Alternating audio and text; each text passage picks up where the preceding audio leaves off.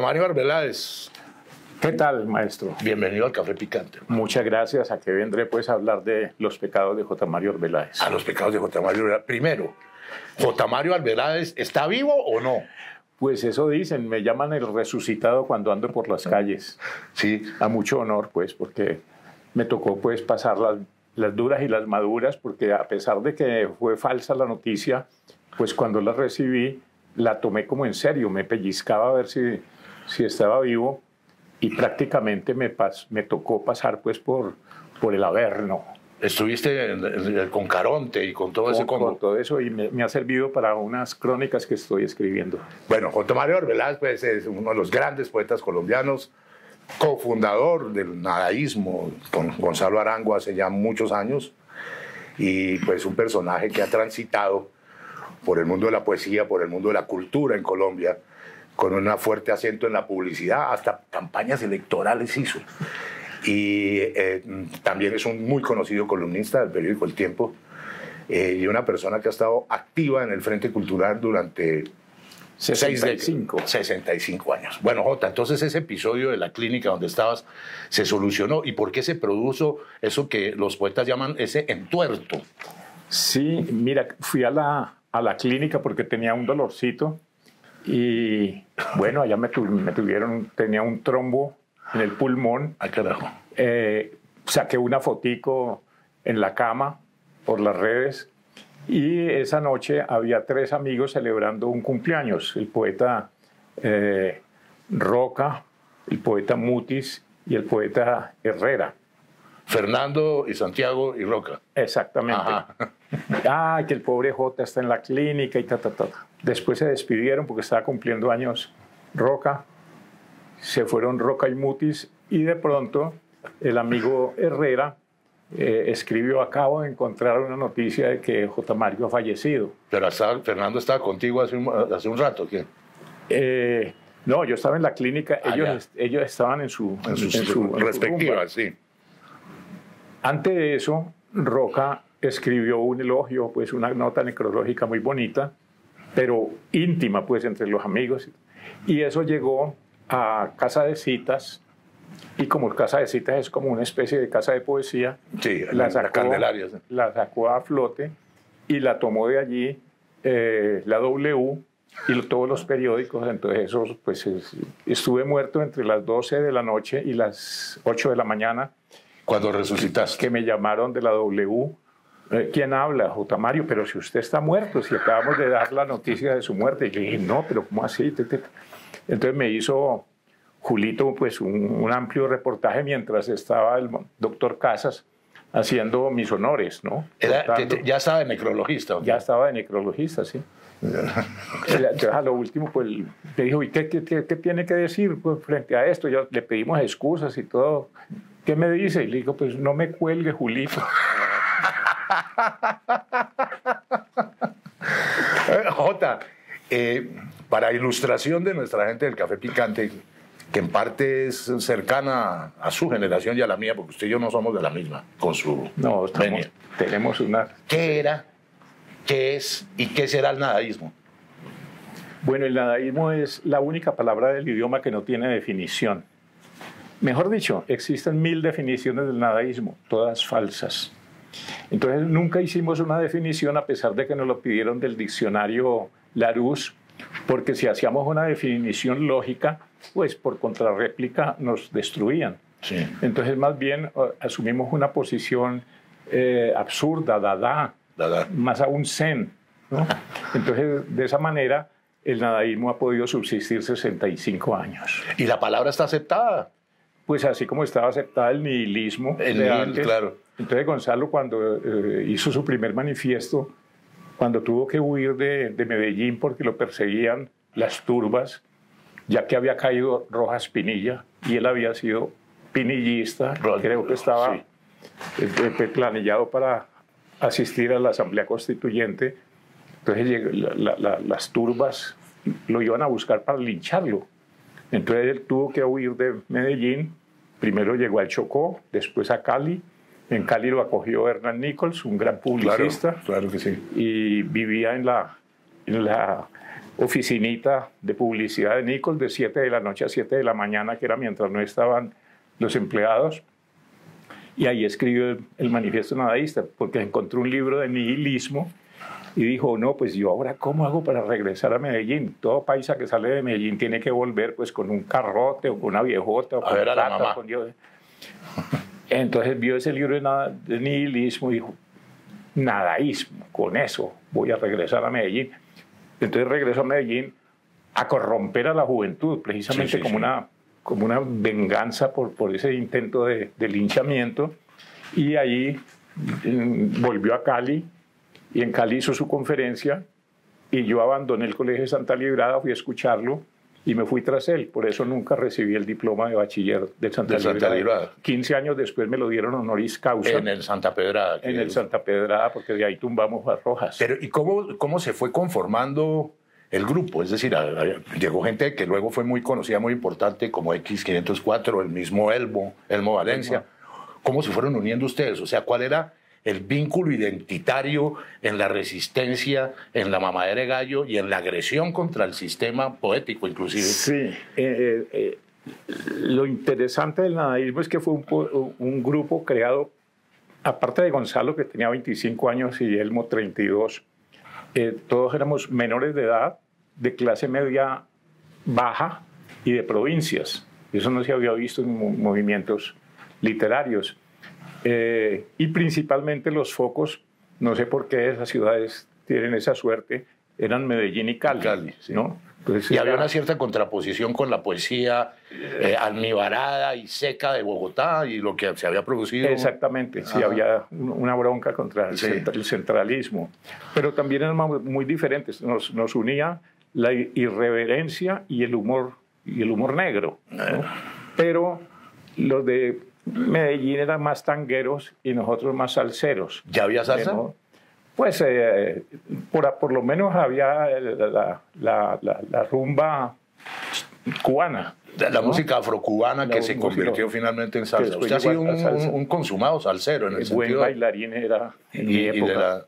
Y de asumir ese maravilloso movimiento que nos tocó, que nos transformó de alguna manera, ¿no? Claro. Bueno, echémonos un poco para atrás. ¿Usted nació en qué barrio de Cali?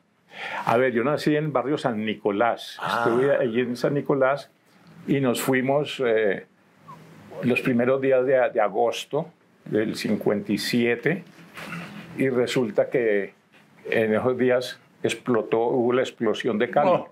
¿No? La de Chipichape. La estación de ferrocarril, sí, cerca de Chipichape. Volaron todas las casas, entre ellas la que acabamos de dejar. Pero yo iba casi todas las noches a la estación de ferrocarril, muy jovencito, a hacer levantes, sobre todo de las niñas que llegaban en el tren, en el autoferro de Pereira. Las recién llegadas. Las recién llegadas, para decirles que no se fueran a meter pues, en problemas y toda esa prostitución. Y todo. Entonces, las invitaba. Entonces invité a una de esas, le dije, la invité al cine, al Teatro Roma, vimos una gran película, nos dimos un beso, y le dije, métase en ese hospedaje, yo voy a ganarme una platica jugando billar y le traigo la comidita. Pues resulta que perdí todo, hermano. Entonces, miércoles, ¿qué le puedo llevar a la niña? Le había dejado un libro, El amor, las mujeres y la muerte de Schopenhauer. Me fui a donde mi abuela, y cuando iba llegando, la explosión más berraca. Entonces, no, y esta niña, me devolví corriendo a ver, y lo que había era un inmenso hueco donde estaba el hotel, y el padre Hurtado Galvis dando bendiciones. Pero qué tragedia. Entonces, y se fue a vivir al barrio obrero. Entonces nos fuimos al barrio obrero, y allí en el barrio obrero ya comencé mi vida de Camaján, ¿no? ¿Qué es qué? Una vida de Camaján. Camaján era pues tomando como los actores mexicanos que bailaban pues, pachanga, pues. ¿no? Sí, sí. Y pues, andaba bien vestidito y me las tiraba de Tony Curtis, ¿no? Con mi copete y toda la cuestión, y me hacía llamar el Tony Curtis de la barra, y todos se burlaban de mí. No, es que Curtis, un pobre huevón, Arbeláez. Entonces, bueno, así pasó. Me traslado a esta época. Sí. Acabo de tener una nieta, hija de mi hija Salomé, con un gringo, y la niña se llama Emilia Curtis Arbeláez. Entonces, imagínate, son las cositas de la vida que... Una predestinación contradictoria, por llamarlo de alguna manera. ¿Cómo te parece? Y entonces estudiabas en el Colegio Oficial Santa Librada, y sería chévere que nos contaras si ya se perfilaba en la pubertad, o quizás antes, Jota, como el oficio de poeta, si ya leías, si ya tenías intenciones, influencias y diversiones. Sí, en Santa Librada me acuerdo que llegó, estaba como en cuarto de secundaria, Ajá. un poeta español a hablar sobre poesía. Y el tipo hablaba sobre poesía, levantaba las manos y dije, un poeta con un anillazo de oro, con un diamante que titilaba, pues eso brillaba en el ámbito. Y dije, no, si eso es ser poeta, yo quiero ser poeta así. ¿Y el tipo era franquista o...? Y el tipo era... ¿O republicano? Pues, no, la vaina poética era, pues, más bien romántico, ¿no? Pero yo no le hacía caso a la poesía, no me interesaba tanto como la riqueza que podía generar una profesión de esas. Por eso fue que hiciste publicidad después. Entonces, por eso me decidí por la poesía. Y posteriormente, pues la poesía, me di cuenta, o todo el mundo decía que el que se metía de la poesía terminaba muriendo de hambre. Sí. ¿No? A diferencia de algo que me dijo posteriormente Gabriel García Márquez, me dijo, mira, los que comienzan con el arte y con la poesía, comienzan comiendo mierda. Pero si persisten y son buenos, terminan cagando oro. Entonces yo dije, no, qué bien, sí, tienes razón. Entonces por eso me metí a la poesía. Como la poesía no producía mucho y éramos tan ingeniosos en las frases, en las respuestas a las entrevistas, una vez me preguntaron sobre la marihuana, que habían salido una noticia que con extracto de hidrocannabinol estaban curando el cáncer en Estados Unidos. Entonces, ¿qué opinaba de la marihuana? Dice, pues, la marihuana, ¿qué? El cigarrillo produce cáncer y la marihuana lo cura. Locura. Ante eso los publicistas dijeron, no, traigamos a ese muchacho para acá. Y los publicistas, Nichols. Primero no. Nichols, no, pero eso ya había pasado. Con Nichols hizo las primeras puntadas. Pero ya aquí en Bogotá me contrataron el negro Gonzalo Mesa primero y posteriormente Álvaro Arango de Propaganda Sancho. Ahí estuve como 20 años. Ahorita hablamos de eso, sí, porque hay eslogans que fueron muy, muy conocidos. Pero volvamos a ese momento. Te me escapaste con La mamadera de gallo de tus influencias poéticas y de tus lecturas. No me dejes con ese relato inédito. Bueno, en principio, pues tenía las lecturas normales, Amado Nervo, los españoles, pero llegó Gonzalo Arango, yo le mostré los poemas influidos por esos poetas españoles y me dijo, no, por ahí no es. Entonces me los rompió, ¿sí? Me mostró unos poemas de Amílcar Osorio, yo quedé muy maravillado. Y me dijo, nada más con España. Me rompió el libro de Antología de la Poesía Clásica. Exactamente. Y me regaló a Tristán Tzara y a los dadaístas. Y al surrealismo. Y el surrealismo y el futurismo. Entonces, no, y Mayakovsky nada menos. Claro. Entonces, ante eso ya quedé matriculado en La Vanguardia. Entonces, desde entonces, La Vanguardia nos permitía, pues, volar sin compromiso. Pero eran unos poemas muy absurdos, los primeros poemas del dadaísmo. Hasta que un sacerdote que estaba en La Ceja, Antioquia, en un monasterio de seminario de vocaciones tardías. Famosísimo, sí. Nada menos, pues, que el maestro Ernesto Cardenal, cura nicaragüense. Y gran poeta. Y estaba, pues, estudiando para ser sacerdote. Ahí, estaba en La Ceja, Antioquia. Ahí fue que se ordenó. Y de ahí salió para Nicaragua a ser parte de la resistencia contra Somoza y posteriormente hizo parte de la de la Junta de Gobierno. Sandinista, sí.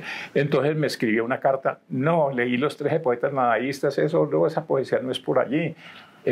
Me gustó mucho tu poema Santa Librada College y El profeta en su casa. Hay que decirle algo a alguien, por lo menos a alguno.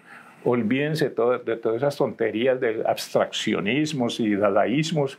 Y desde entonces nos dedicamos a la poesía urbana y gracias a eso pues hice mis poemas El profeta en su casa y comencé a ganar premios. Entonces, eso era el año 1966. Del 66, sí señor. Y posteriormente, J. 64. 64. Bueno, echémonos un tricito hacia adelante. 4 años te propongo. Y 6. Y empiezan a pasar unas vainas rarísimas en el mundo. Mayo del 68, la revolución de los estudiantes en México. Poquito más o menos al mismo tiempo Woodstock. La eclosión, si es que salió de un huevo, del hipismo. ¿Y tú qué? Con todo ese movimiento que está ocurriendo en el planeta. Bueno, en ese momento, del 68 para acá, Eso. Todavía estaba en Cali.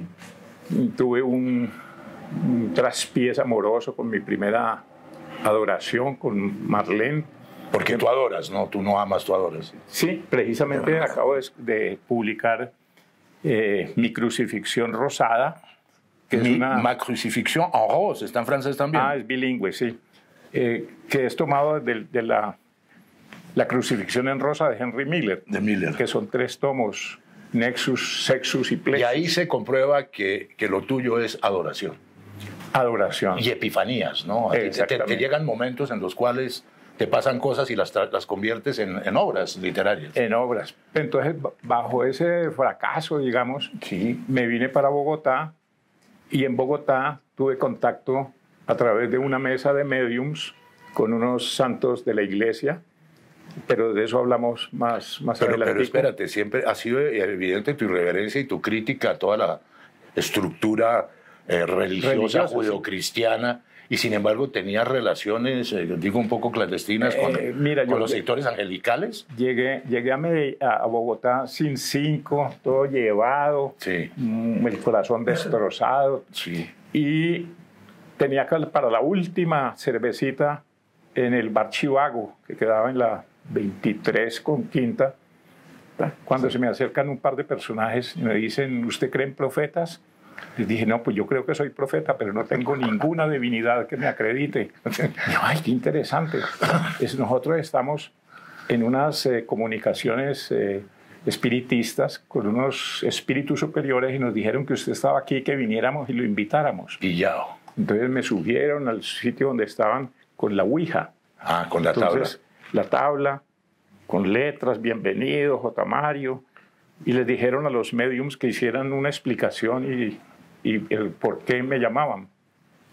Pues bien, estos señores me dijeron, no, nosotros cuando estábamos en la cárcel hacíamos estas comunicaciones que siempre dicen que mejor no buscar espíritus porque se puede interferir entidades diabólicas. Ya. Pero estos estaban precisamente... malandros de allá. Y se les metieron unas entidades celestiales.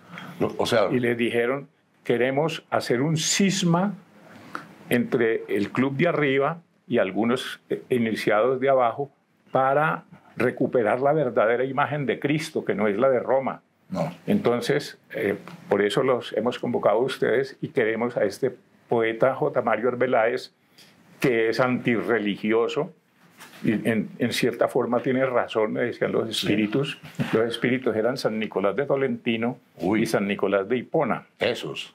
Entonces, queremos que asumas nuestra cruzada que estamos haciendo, te llevaremos de la mano y te daremos todo lo que en realidad percibas y necesites.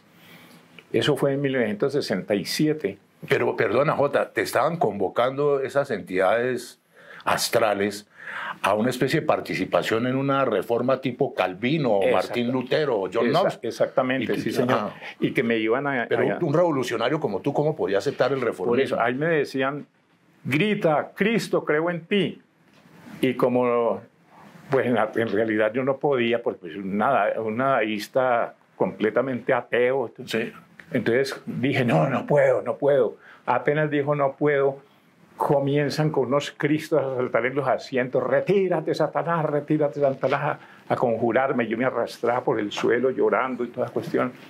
Y al final entró la voz de Jesucristo, me dijo, te necesito, te necesito, te necesito. El propio. El propio. Entonces yo pues ahí, ahora grita, Cristo, creo en ti. Y dije, Cristo, quiero creer en ti.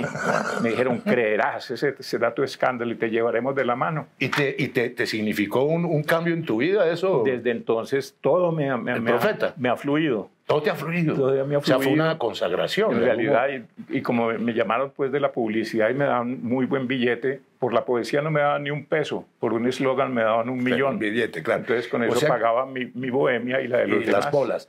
O sea que tuvo más importancia para ti en esa época que estamos mirando este acontecimiento pseudomístico, porque no fue del todo, que mayo del 68, que la revolución del amor y las flores y todo eso, o también te fue... No, sí, porque ellos para yo poder, en cierta forma todavía no estaba trabajando en la publicidad, en el 70 me vine aquí y comenzaba el hipismo. Claro. En la calle 60 y después 60. En la calle detrás del Hilton, en el templo. La calle se llamaba así. La calle. Y me encontré con la Maga Atlanta, que también era pues como una promesa de los maestros. La Maga tenía una niña de 3 años y yo la fui edificando y se volvió una poetisa genio, pues según se ve en las redes sociales, María de las Estrellas. María de las Estrellas. Que a los 7 años publicó su antología de los poemas que había escrito los 4 años anteriores y ese mismo año ganó el premio de literatura mágica en el Congreso Mundial de Brujería con la novela La Casa del Ladrón Desnudo. ¡Ay, ese congreso! Las cosas que nos van apareciendo, Jota, qué sí, maravilla. Sí, que lo organizaba Simón González, hijo del maestro Fernando González.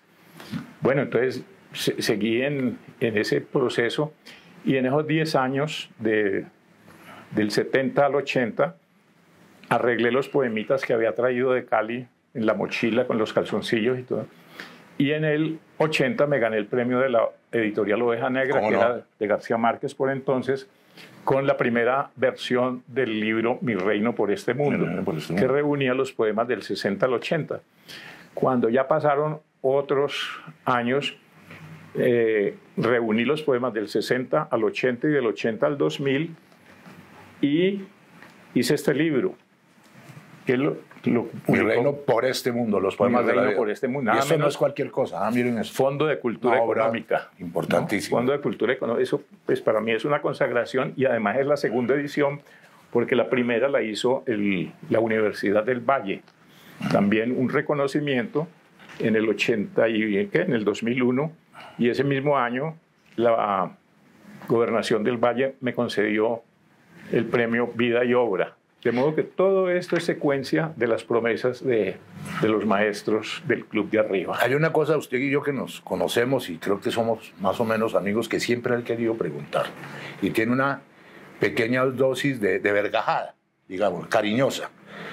¿Cómo un poeta refractario al orden, más bien anarquista, hippie budista y esotérico, o sea, un confrontador, pudo haber tenido también durante no pocos momentos unas relaciones buenísimas con los poderes políticos y hegemónicos? ¿Cómo fue esa vaina? ¿O me estoy equivocando? No, porque los maestros me concedieron para poder financiar la bohemia mía y la de los demás y tener pues cierta solvencia el ingreso a la publicidad. Y entré a la publicidad y en la publicidad pues uno tiene que hacer lo que le pongan en la OP, o sea, la orden de trabajo. Entonces si estaba en propaganda Sancho, de tendencia conservadora, entonces me decía a poner este personaje para la gobernación, para la alcaldía, para la presidencia. Para la presidencia. Recuerdo entre otros Andrés Pastrana. ¿Cómo no? Belisario y tal vez un tercero, que hizo usted la campaña publicitaria. No, le he hecho a muchos, o algunos no cuajaron. Perdóneme, ¿cómo hizo para entender a Andrés Pastrana? Eso no es fácil.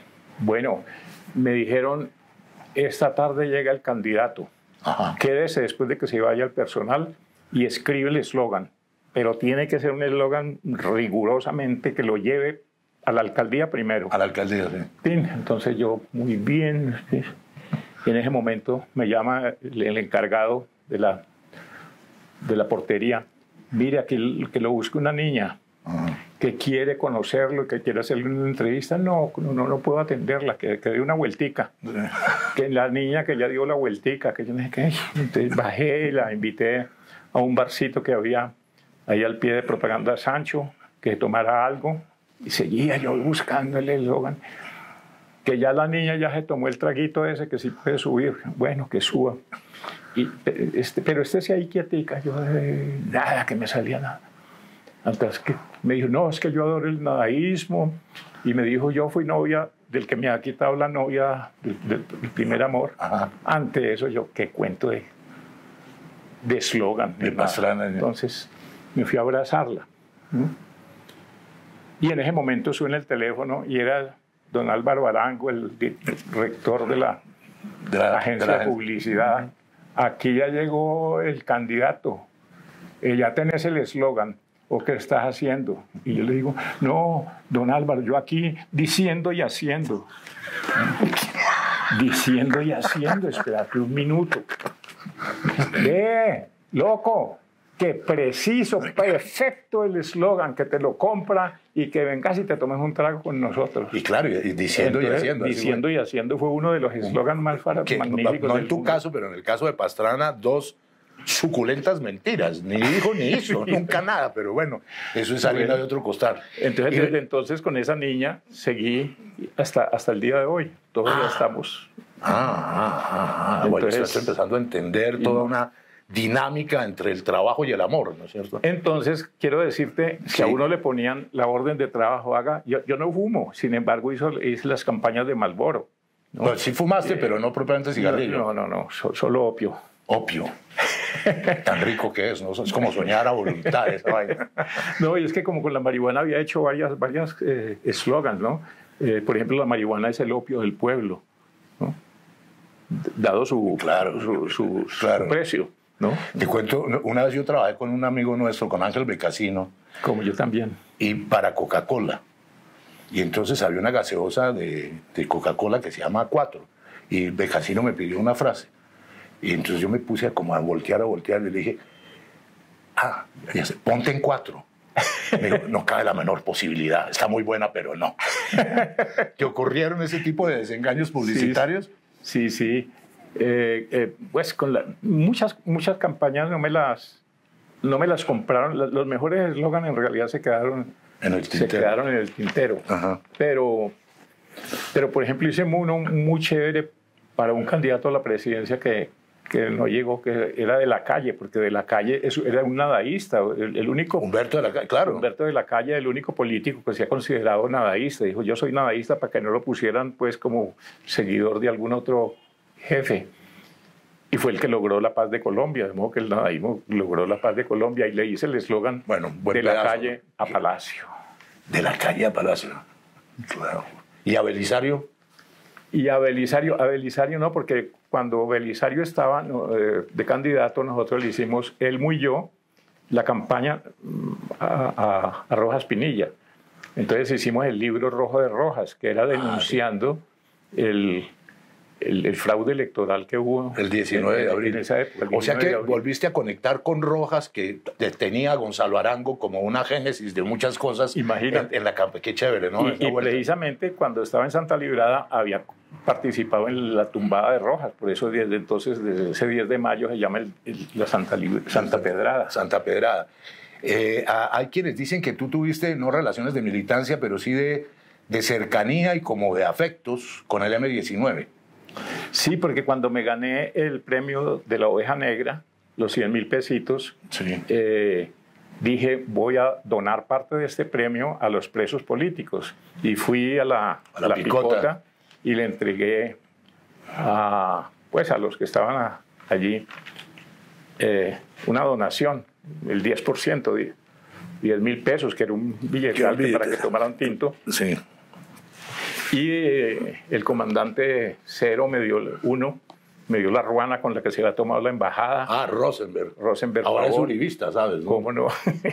Con base en esa donación de 10.000 pesos, posteriormente, alguien me dijo, mira, Álvaro Gómez Hurtado está escribiendo sus memorias de cuando estuvo capturado por el M-19 y se le quedaron los documentos allá en el lugar donde estaba recluido.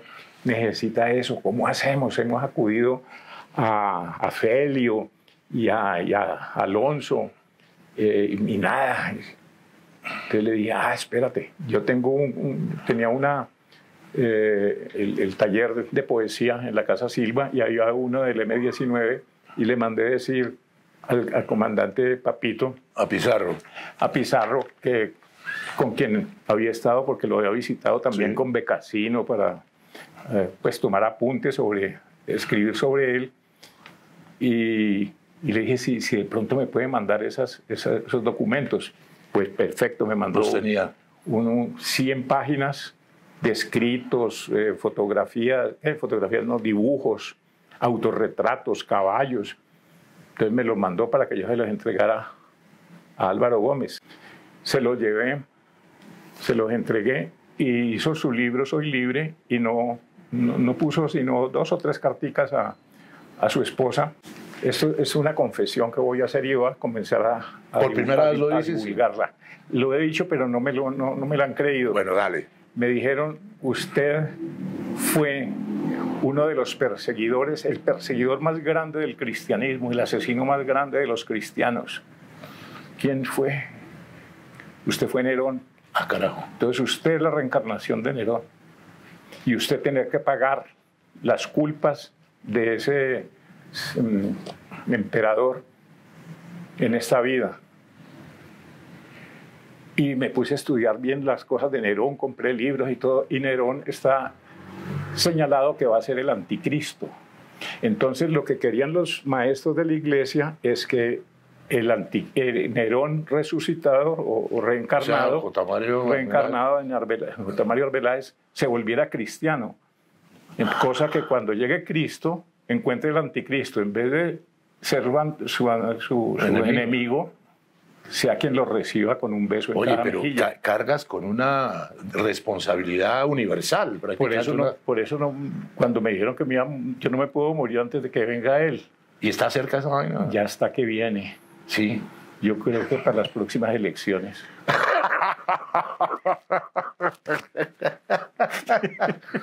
Jota, bueno, pasaron todos esos tiempos. Desafortunadamente nos toca hacer una apretada síntesis porque podríamos hablar horas. Y seguiste escribiendo, que fundamentalmente, pues, antes que nada es tu motor, tu hilo conductor. ¿Qué nos traes a cuento sobre esos largos años de poesía? Bueno, como en realidad es muy difícil publicar los libros si no los paga uno fácilmente y todo, entonces pocos editores, porque no éramos pues como unos grandes vendedores de libros, pues tuviéramos mucho éxito. Entonces me dediqué a concursar. Entonces me he ganado el premio, después el del ministerio, después el de la alcaldía, después el premio de la Fundación Rómulo Gallegos de Caracas, que eran $100.000 también, que también sirvieron para la casita que tengo ahora en Villa de Leyva. Sí. Y bueno, entonces, gracias a eso, pues me volví un concursante exitoso. Y además me he ganado 3 premios a la vida y obra. Uno en México, uno en España y el que me acaba de dar la gobernación del Valle. Entonces, ¿Tu poesía te parece, crees tú, en la retrospectiva de tan buenos años transcurridos, sigue siendo nadadista? Pues ¿O has evolucionado otras cosas? Yo la siento distinta. Sí, pero es que el nadaísmo da para todo. Da para todo, no tiene esa ventaja. También incurrí en la autobiografía. Todos los poemas actuales son autobiográficos. Se llaman los días contados. Porque cuento lo que he vivido, pero también hágale pues, mijo, que ya vienen. Entonces estoy trabajando, tengo 10 tomos listos para la publicación. Pues casi listos. He contratado una asistente que me está ayudando a desempantanar, desencriptar textos que se me han perdido y toda la cuestión. Y en eso estoy entregado ahora en mi casita de Villa de Leyva, que se llama La Montaña Mágica, donde estás invitado. Como Thomas Mann. Pues así se llama el libro. No, el libro no, El lugar. La licorera, el lugar donde se llama Que Thomas Mann. Que Thomas Mann. Ay, Jota. También hay una cosa que quienes te conocemos y conocemos a otros de tu combo, digo, de tu mancomunidad poética, también ha sido notoria, y es que has tenido controversias y problemas, casi que amables peleas con otros poetas. ¿Por qué carajos? Y no eres el único, a todos les pasa. ¿Por qué se pelean los poetas? Los narradores no tanto, los poetas sí. Sí, los poetas y los pintores. Y los pintores, bueno, sí. Y los músicos, bueno. Pero en el caso mío, en realidad yo feliz de hacer parte del primer tomo que hizo Gonzalo Arango con los poetas, era 13 poetas nadaístas. Sí. En 1966, 65 salió, y yo soy el único que queda. Porque hace poquito murió el penúltimo, que es Eduardito. Entonces, ante eso también, pues siento que es un privilegio también, yo creo que de parte de allá de la divinidad. Y con los otros poetas, en realidad, como el nadaísmo era tan agresivo contra el Estado, contra la sociedad, contra la religión, incluso contra el trabajo, saliendo eso desde Medellín, que eso era anatema, había mucha bronca, no solo de los académicos, sino también hasta de los mismos poetas que estaban alrededor, ¿no? Porque nos estábamos copando a la juventud. Entonces tuve ciertas broncas, pues habría que mencionar con el poeta Roca, que por ese momento también estaba insurgiendo de una manera muy brillante, y su tarea, una de sus tareas era acabar con el nadaísmo. Eso era una... Entonces tuvimos una pugna bastante fuerte, insolente. Por acá pasó Roca hace unos días, no sé si lo vi. Sí lo vi, claro. Pero te trató con una cierta cordialidad, ¿o no? Porque una vez María Mercedes Carranza nos invitó, ella estaba muy aburrida que fuéramos tan enemigos, sí, a una celebración sobre el final de la guerra de los 1000 días. Entonces, en el voto nacional nos invitó a cada uno sin decirle que iba el otro, en una ceremonia que había organizado Antanas Mocus, y bueno, fuimos a la misa, llegamos, ella estaba sentada, llegamos cada uno por nuestro lado, y al final de la misa dijo el cura: ahora dense, ¿cómo es que dice? El saludo de paz. Amorosamente las manos, yo no sé qué, y la paz. Sí, la paz. Sí. Entonces no sé por qué no han hecho eso pues, con todos esos grupos que están en pugna. No. Entonces, Roca y yo nos dimos la mano, eso puede ser un ejemplo para... Otra vez un cierto ámbito místico ahí. Oye, hay dos cosas que quisiera que me las comentaran. Y desde entonces somos amigos sin Dos vainas que están de moda, Jota. Una que nos compete, ¿no es cierto? Por esa historia de que todo está hecho para que no dure, la tal obsolescencia programada. Nada es para siempre, así se llama mi libro. Nada es para siempre, bueno. Pero esa obsolescencia programada, ¿será que el ser humano también va a ser parte de esa determinación de que las cosas tienen que estar mal hechas para que se acaben y las vuelvan a comprar? Pues bueno... ahora que dices que las cosas se acaban y las vuelvan a comprar, vuelvo a la publicidad. Sí. Que cuando estamos en la publicidad, algunos nadaístas, la gente de izquierda nos criticaba mucho porque decía eso es un engaño. Porque que mercenarios. La publicidad es hacer que la gente compra lo que no necesita con dinero que no tiene.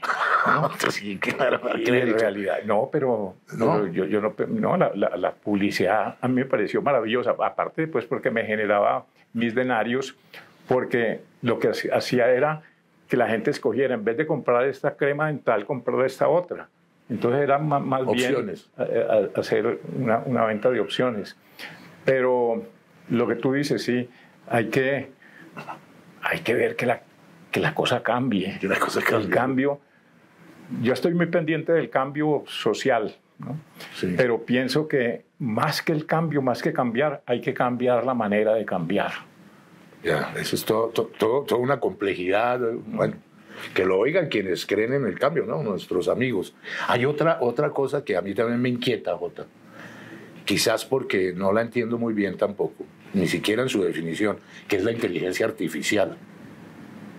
Estoy fascinado con la inteligencia artificial. Yo no la había medido bien y en estos días alguien me puso en el celular o en el computador la manera de llegar a ella y le está consultando y le pido que el poema de J. Mario sobre mi reino por este mundo. Sí. Entonces dice, el poema de J. Mario. Y me mandan unos poemas que no son escritos por mí, pero son con mi mismo lenguaje, como si yo, pero de la manera más hermosa. Y cada que le pido un poema de J. Mario, me mandan un poema que no lo he escrito yo, pero que es como si lo hubiera escrito yo, claro, con mi mismo lenguaje, con mi mismo tono. ¿No lo consideras una impostura? No, lo considero es como te digo, como un milagro. Fascinante. El otro día acá en el Café Picante logré escribir como Cortázar y utilizar la voz de Cortázar y revivirlo para insultar a Milei, desde luego. Eso era como el propósito. Oye, Jota, otro hilo conductor de la vida, entre tantos que podríamos hablar, hablamos un poco del amor, es la amistad. Yo sé que tú has sido un hombre de relaciones, de fraternas y de cercanía y de creación con los amigos. ¿Qué te queda ahora a tus 83 años de la amistad? Pues me quedan muy pocos amigos porque la mayoría se han ido, sobre todo amigos de toda la vida, sí. Y amigos pues que en realidad yo lo que siempre cuando leo la Biblia desde el Génesis digo, aquí hubo un error en el paraíso, pues además de la Eva, lo que tuvo que haber puesto el Señor es unos amigos, ¿no? ¿Cómo? Imagínate, pues es que un paraíso sin amigos pues, es como, ¿no? Y no aparece sino Eva y la serpiente. Y precisamente los echan del paraíso cuando comenzaron a sentir las delicias del paraíso. Si hubiera habido amigos en el paraíso, ¿no los hubieran echado? Yo creo Ni la que historia no. Sería como No. místicamente parecido. Ahí estarían todavía jugando ajedrez. En el paraíso. Me imagino. Podríamos seguir eternamente. Jota, muchas gracias. Celebro mucho tu vida, tu permanencia, que no te ha pegado la obsolescencia programada, que estés vivo y que nos des el placer de tus escritos, de tu humor y de eso. Que seamos siempre viejóvenes. Viejóvenes. Y la bacanería. Nos vemos pronto. Gracias. Café Picante.